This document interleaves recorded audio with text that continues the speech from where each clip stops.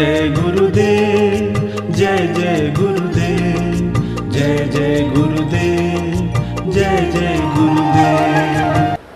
श्रीमद् करुणा सागर जी महाराज की जय। श्री कैवल धाम की, श्री अविचल दास जी महाराज की जय।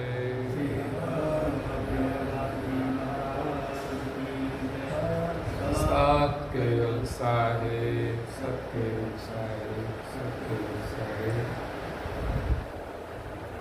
परम गुरु श्रीमद् करुणा सागर महाराज श्री रचित पंचम स्वसम वेद यानी पंचम सूक्ष्म वेद स्कंद है प्रथम। दिव्य परम गुरु जी का आगमन और कर्ता की गुप्त गति दर्शावन को। चौपाई नंबर है 37।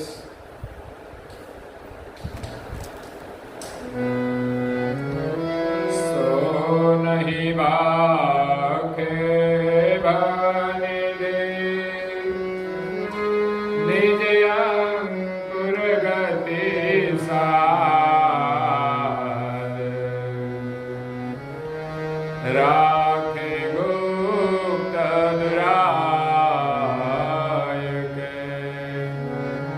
जुग जन विनय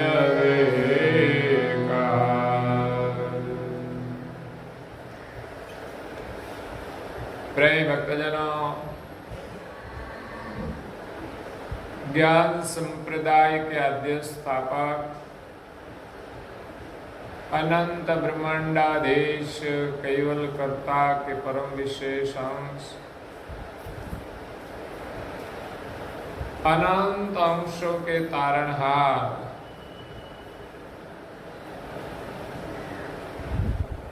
सकलता सिद्धांत का स्थापन करने वाले पंचम स्वसम वेद के रचयिता कैवल धर्म धुरंधर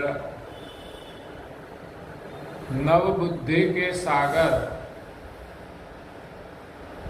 महान समर्थ परम श्रेष्ठ परम विभूतिवान परम दयालु परम कृपा निधि सर्वज्ञ दिव्य परम गुरु श्रीमद् करुणा सागर जी महाराज विश्व भर के मनुष्य तनुधारी चैतन्य जीवात्माओं को पंचम स्वसम वेद का ज्ञान देते हुए अलौकिक अमृतमय वाणी से कहते हैं, सो नहीं भाखे भवनिधि निज अंकुर गति सार। पिछली चौपाई में कहा कि कबीर साहिब ने अरब खरब शब्दों में ज्ञान का उच्चारण किया है और चार वेद का जो ज्ञान था इसमें जो कर्मकांड है उनका खंडन भी किया है। इसीलिए कबीर जी ने चार वेद के पार रास्ता बनाया है, चार वेद की पार का ज्ञान दिया है। चार वेद में सृष्टि की रचना का वर्णन है, लेकिन उनके पार जो है उसका ज्ञान नहीं है। तो कबीर साहिब ने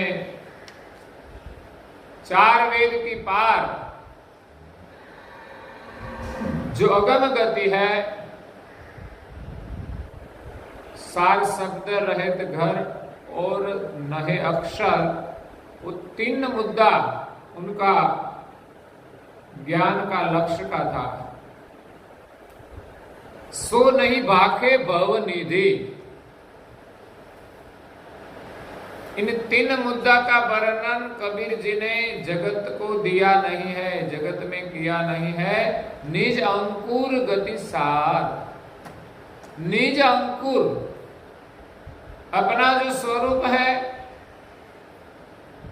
वो अंकुर का वर्णन, उनकी गति का सार, वो जगत में उसने ज्ञान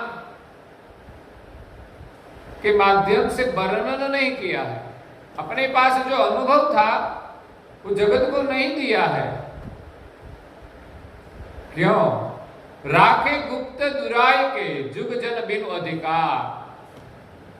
जगत से वो ज्ञान का जो अनुभव था निज अंकुर का, सार शब्द रहित घर और नहे अक्षर, वो उनका लक्ष्य था।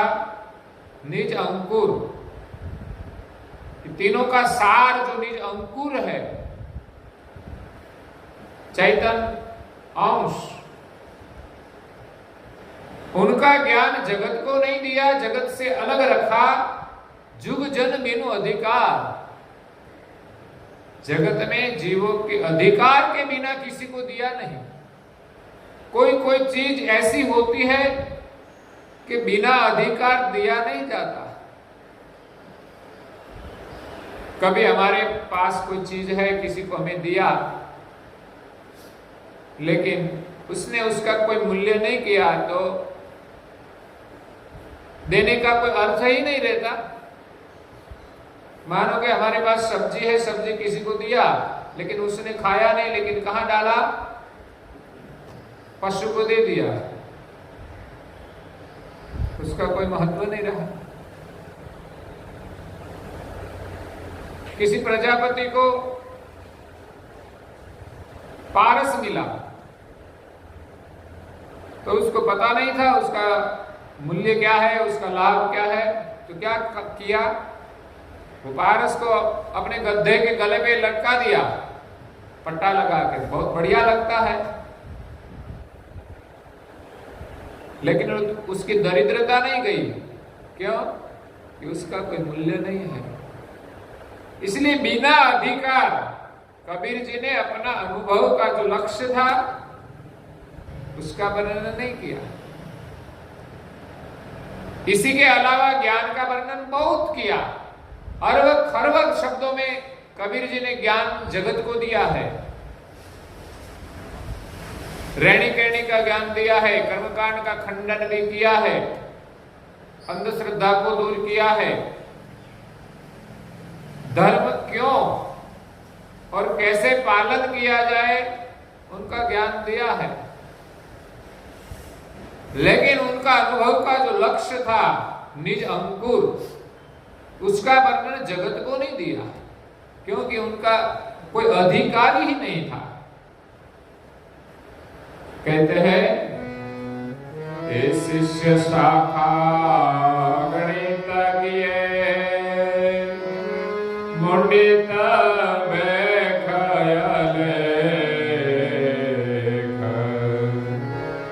एक रस निज अधिकार काबू नहीं गति देख। कबीर जी ने ज्ञान मार्ग में अनेक मुंडित शिष्य भी किए। गृहस्थ भक्त तो थे ही,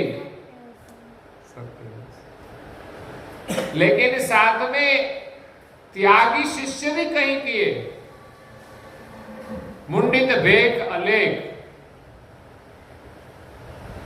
जो हमारी भेक की परंपरा है, अलेख की प्राप्ति के लिए ऐसे त्यागी शिष्य भी किए। एक रस निज अधिकारी के, इसमें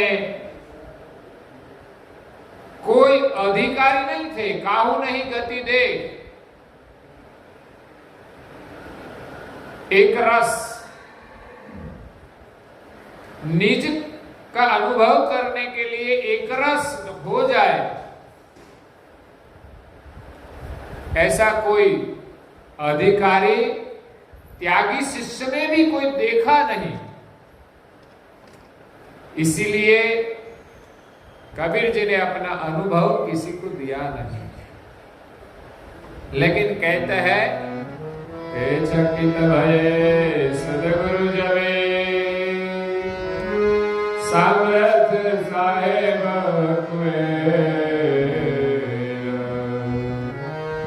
अल्पा मते जोई जीवन के इन्हें बकसो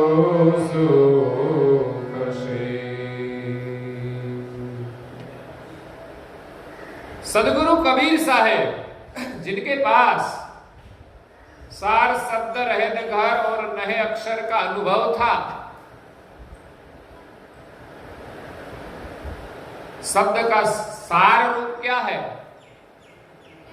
शब्द कहां से आता है, वो शब्द का सार है, जिसके बिना शब्द का उच्चारण नहीं हो सकता। तो शब्द कहां से आता है,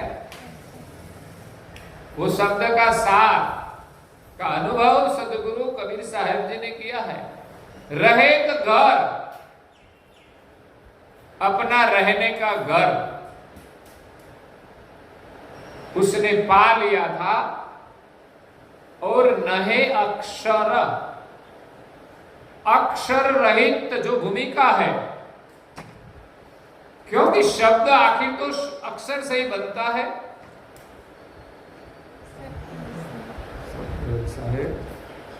अक्षर से ही शब्द बनता है।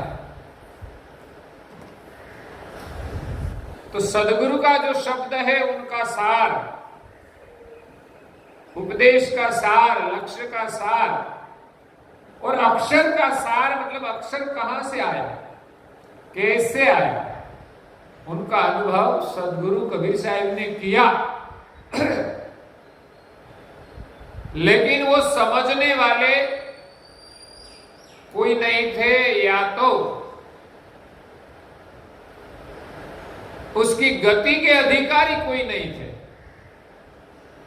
इसलिए कबीर साहब ने वो ज्ञान गुप्त रखा। नहे अक्षर, संकल्प विकल्प से रहित प्राण, वो नहे अक्षर कहा जाता है। और अक्षर का सार जो है, अक्षर का कारण, वो अपना स्वरूप है, हम इस प्राण से अलग है। वही हमारा निज घर है जहां प्राण का अंत है। और शब्द का सार भी यही है कि जहां से शब्द आता है उस शब्द का कारण हम हैं।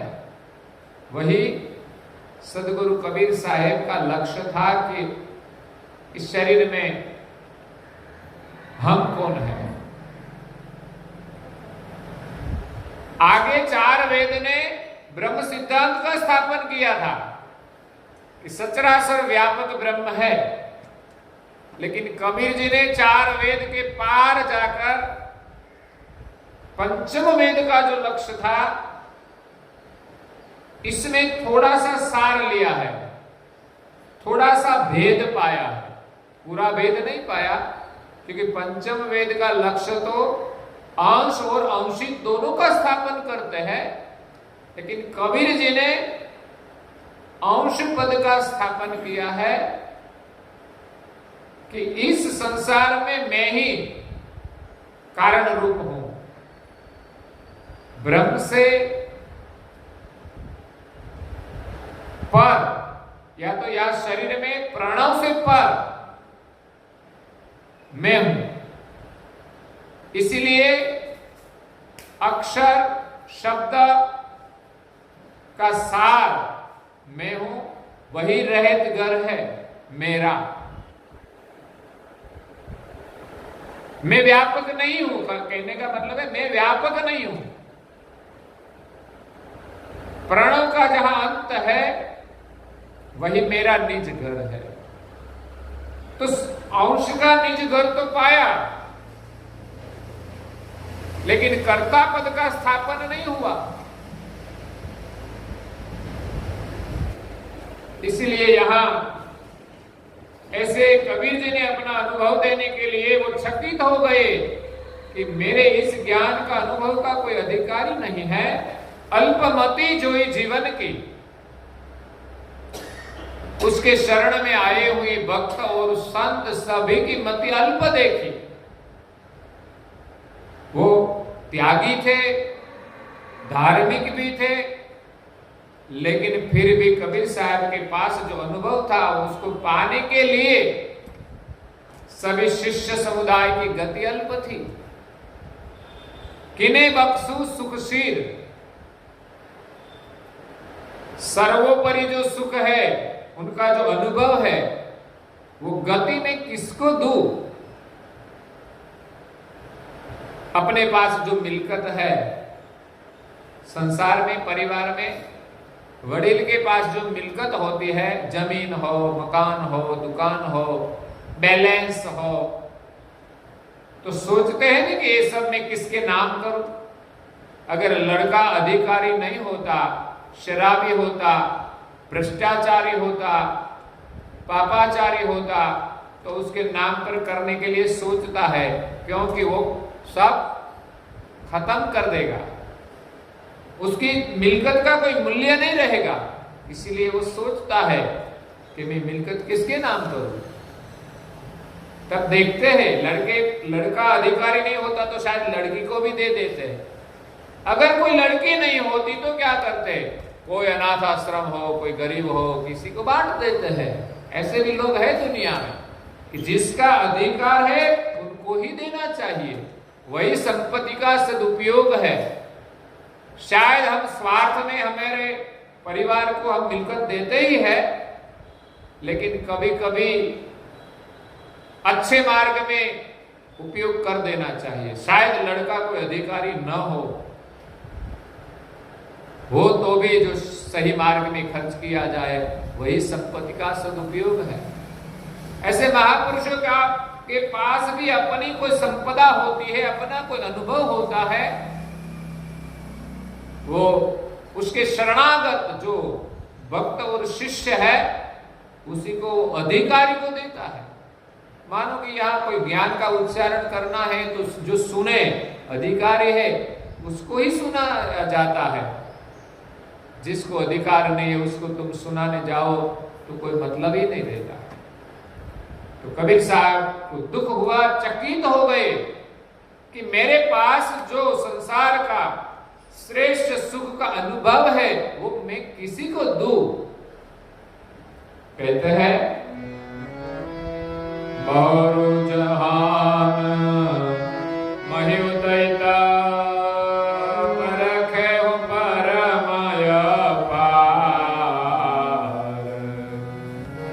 धर्मदास गढ़वादुके देखे निज अधिकार। बहुरु जहान मही उतैत,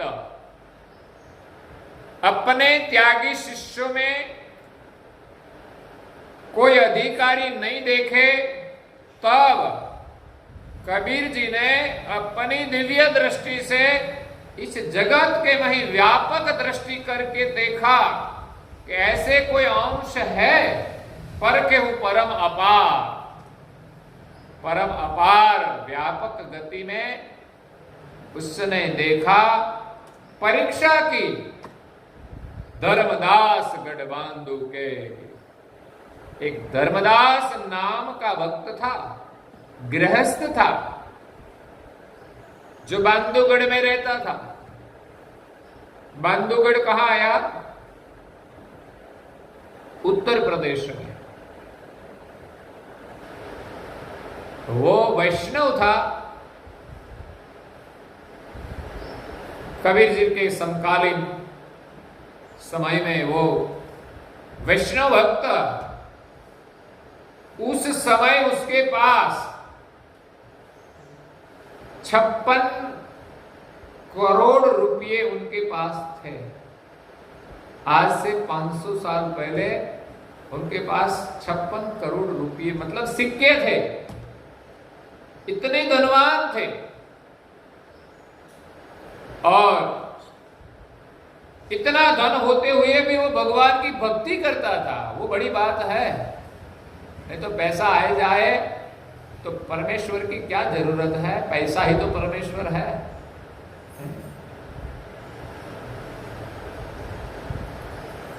लेकिन इतने पैसे होते हुए भी उसका मन बस प्रभु में ही लगा रहता था। पूरा दिन सेवा पूजा में, शालिग्राम की पूजा करते थे। जो वैष्णव मंदिर में 40 ग्राम होता है, छोटा सा 40 ग्राम वजन जैसा पत्थर होता है, काला रंग का, जो कहा जाता है नदी में बनता है। गंडकी नदी में ऐसे कई पत्थर है जो लोग 40 ग्राम ठाकुर मानकर वो पूजा करते हैं। ऐसे इतने पत्थर इकट्ठे किए थे, 16 कलसी। 16 कलसी तो 16 कलसी वजन कितना होता है शिक्षक को पता होगा? 96 मन। क्या? 16 कलसी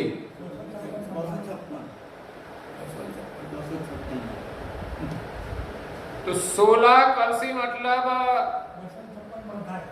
16 मन की एक कलसी। 16 मन की एक कलसी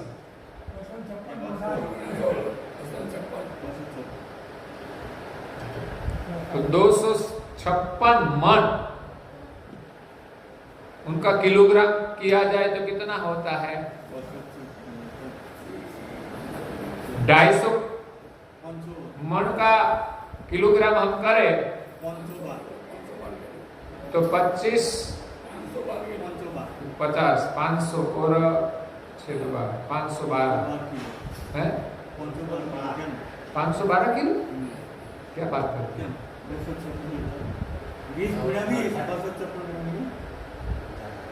512 किलो कितना मन होता है? 256 मन है।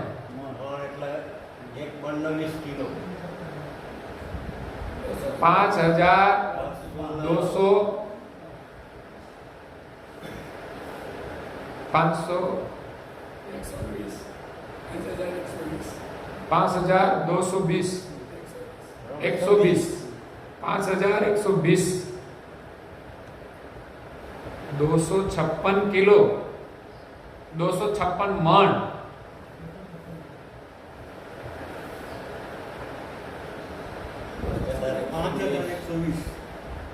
5120 किलोग्राम। इतने 40 ग्राम की पूजा हर दिन एक एक लेकर पूजा करते थे कि नहीं? नहीं, ऐसा नहीं। जो पूरा 40 ग्राम का जो ढेर लगाते थे उसके ऊपर एक चंदन का पीछा लपेट देते हैं तो सबकी पूजा हो जाती। कुछ भी हो, लेकिन ऐसे भक्त थे श्रद्धावान। धर्मदास गढ़बांधु के देखे निज अधिकार। ऐसे भक्त कबीर जी को अधिकारी मिला। ऐसा नहीं कि बड़ा विद्वान हो, बड़ी बड़ी बातें करते हो वही अधिकारी है, संसार का त्याग किया हो वही अधिकारी है, ऐसा नहीं। शुद्ध मन से श्रद्धा से प्रभु का सुमिरन करते थे, जिसके मन में कोई माया का प्रभाव नहीं था।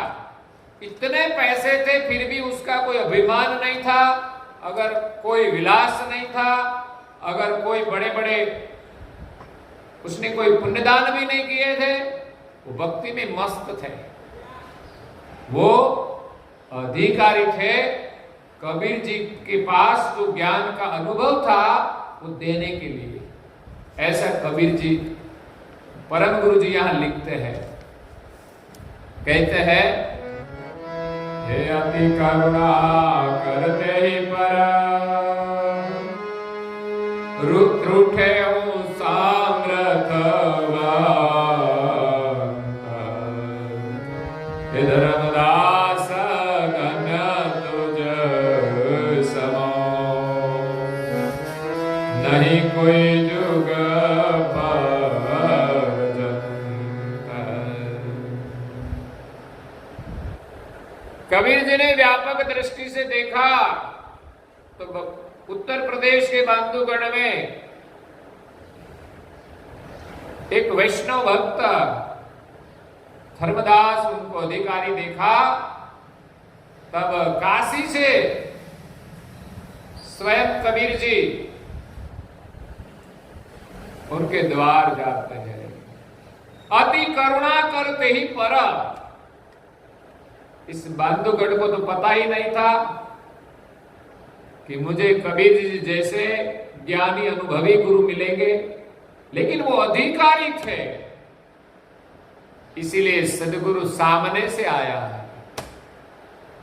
नहीं तो सदगुरु की खोज करनी पड़ती है। पारस सब जगह नहीं होता, ढूंढते हैं तब मिलते हैं,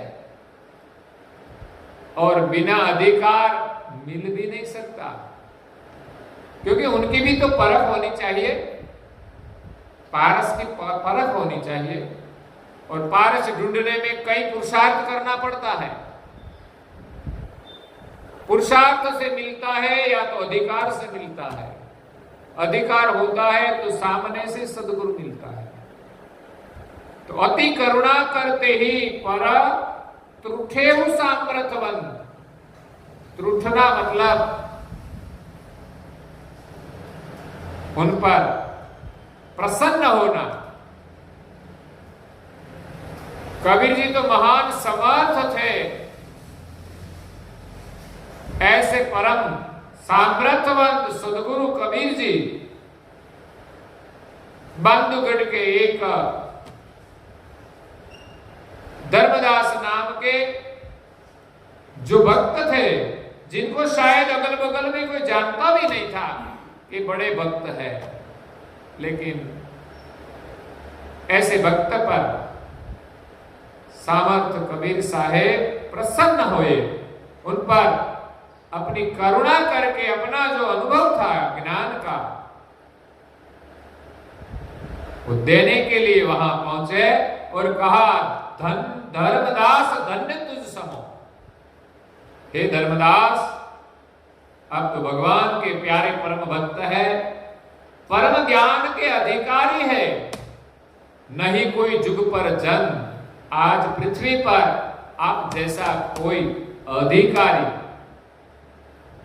भक्त नहीं है, इसलिए मैं आप पर प्रसन्न हूं। और कहते हैं, स्रोत सजन होई सन्मुख,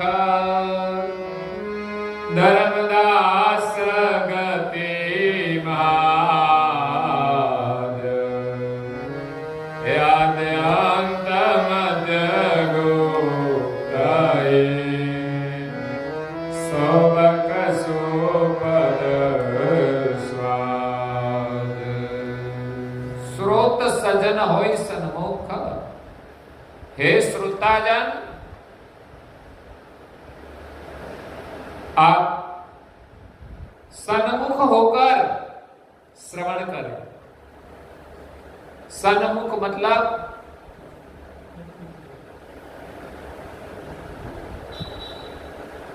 जो ज्ञान श्रवण करना है उसके सामने हमारा मुख रहना चाहिए, हमारा मन भी रहना चाहिए, सन्मुख। धर्मदास गति महात। धर्मदास जी को जो महान गति प्रदान की, उसका वर्णन यहां परम गुरु जी करते हैं। तो आप सभी श्रोताजन सन्मुख होकर सुने, नहीं तो पता चलेगा नहीं। आद्य अंत मध्य गुप्त ही उसी समय सृष्टि में आदि मध्य अंत जो गति गुप्त थी, सो बक्सु पद स्वाद। वो गति कबीर जी धर्मदास को बख्शिश करते हैं, उसका वर्णन दिव्य परम गुरु जी यहां करते हैं। जो कबीर जी ने सिर्फ एक धर्मदास को दिया था, उसको ही ज्ञान किया था और किसी को नहीं दिया, वो गुप्त था। इसी प्रकार परम गुरु जी ने भी अपना जो गुप्त अनुभव था, उनका अधिकारी कौन थे उसका भी वर्णन करते हैं। लेकिन पहले कबीर जी के पास जो अनुभव था गुप्त, वो अनुभव एक अधिकारी धर्मदास को दिया। वो क्या था? सार शब्द रहित घर और न है अक्षर। उनका सार दिव्य परम गुरु जी यहां वर्णन करते हैं, वो हम ध्यान से सुने।